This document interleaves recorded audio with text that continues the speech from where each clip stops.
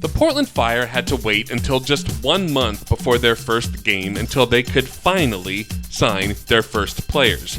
It happened in the Expansion Draft. In the Expansion Draft, the other WNBA teams could protect 5 of their current players.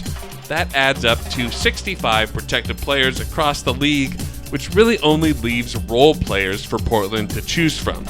But today, we're going to dream a little bit. We're going to take a look at the best part of everyone's game, the standout skill that made Portland want to draft them. Bridget Carleton was the #1 pick in the Expansion Draft, and in a way that makes her the first ever player for the Fire. In her career, Carleton is one of the league's most accurate three-point shooters. But today, let's take a look at her great passing skill. In these plays, Carleton is really comfortable improvising outside of structure to find open teammates. LA within 6. Under 5 left in this third. Shepard left wide open. On the block. Against Stevens, tries to turn baseline. The kick out to Carleton. 3 on the shot clock. Smith catches and fires quickly. Back to midcourt. What a find. Carleton to McBride, a corner 3 in front of her own bench. Her 4th 3 of the night. 14-point Indiana lead. Carleton into the paint. Shepard lays it in. Carla Late was chosen by the Valkyries last year in their expansion draft, but it goes deeper than that. Portland general manager Vanya Chernivets was working for the Valkyries at the time, so she's now taken Late in 2 consecutive drafts. Late's game is all about driving downhill and getting to the rim as much as possible. Over to Russell, right back Hamby, too tall. Thornton, back the other way is Late. Has a seam, takes it herself, lays it up and in with the left. Late, the drive. Whoa! Carla Late. Late again with speed. Pretty much fast-paced first half. It's been slow here to start the third. Carla Late. Oh! Points and 6 rebounds to go along with 3 blocks. Late with speed again. Louisa Geisel-Suter is a center in most WNBA lineups, but on offense, she wants to stay outside as much as possible where she can showcase her shooting range. Geisel-Suter is really great playing with a pick-and-roll ball handler, and she knows how to either roll or pop to find an open space in the defense. In the loss to Vegas yesterday, Geisel-Suter, good look, good results. Excited not only about the pass, but her teammates running the floor. Lee quickly down to 7, back up to 9. Pesky and aggressive, and Erica's come to play. Yes, she has. Geisel-Suter with the layup. Seattle smells a little blood in the water right now. See what they do with it in the last minute 18. Geisel-Suter, 3. Just give it to Louise. Haley Jones won the college championship with Stanford playing at guard. So far in the pros, Jones has kind of been caught in between positions, and she's also looking for the right team to stay with for the long term. Jones signed with Dallas in the middle of last year, but she got big minutes thanks to her really strong interior defense. Games coming into tonight, she's got 2 so far. Doncic, nice job, Jones with a rejection. That's the management of possession that I talked about with Dallas. Beautiful touch. Oh, Haley Jones with a big-time rejection. Her hands, and that's where she really is at her best. So Seattle started on an 8-0 run. Now Dallas answers with an 8-0 run to make it a 2-point. Gabby's really working hard on the glass. Oh, early entry, so beautiful, but even more beautiful was the block by Haley Jones. Wow. She's been active. She already has 1 big block.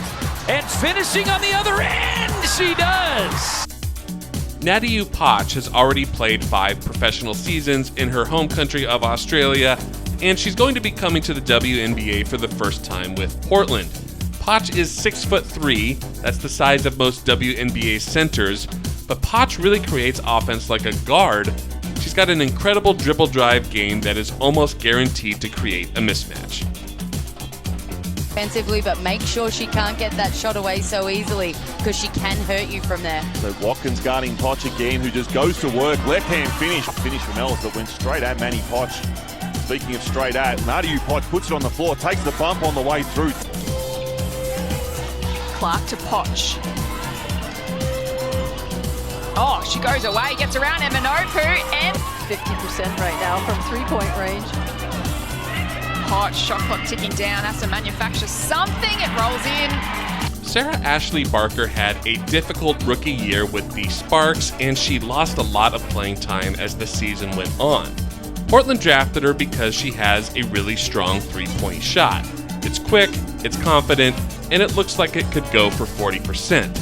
Unlike a lot of shooters, Barker will also mix it up on the glass and fight for rebounds. Looking to push. Hamby looking to go high-low. They can't get it to her. Swung around Barker. Corner three is good from the rook. Barker. Big bucket. Big time shot there from Hamby with it going the other way. Hamby the crossover. The kick out. Corner tray. Barker is good. Shot clock is dark. Here's Fagan. Barker to beat the buzzer, and she got it. Shug Sutton is a point guard who thinks through the game very quickly. Because of this, her offenses also move quickly, and she is rarely holding onto the ball for a long time. Sutton really stands out when working with a screener. She knows just how to find the right open spot in the defense, whether it's a pass or creating her own shot. Good length for the Washington Mystics, and what a plus having Austin back. Sutton slides that. Cheryl Reeve, right? I mean, she was up at the same level of the sideline as Sydney Johnson. Dolson. Yes!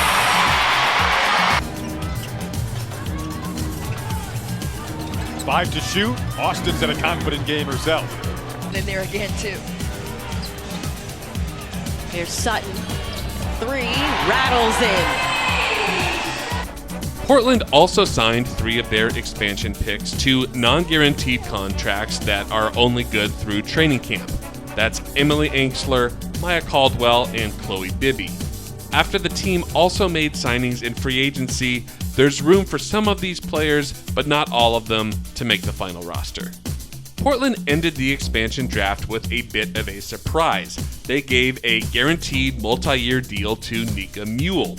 Mule was a standout defensive point guard at UConn, but since turning pro, she's really dealt with a lot of injuries.